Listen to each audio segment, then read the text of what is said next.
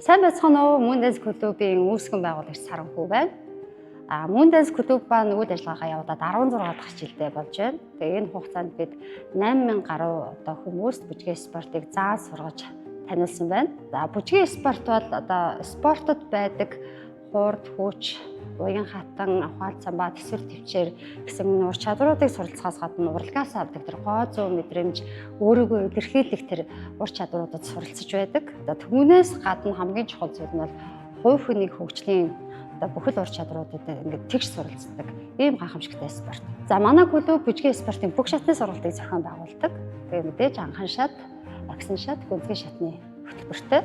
Клубын сонгон шалгаруулж хүүхдүүдийг авдаг гэж боддог юм шиг байгаа тий. Тэгэхээр манай клуб бол бүжгийн спортоор хичээлэх сонирхолтой бүх насны хүмүүст үе тал маань үргэлж нээлттэй байдаг шүү.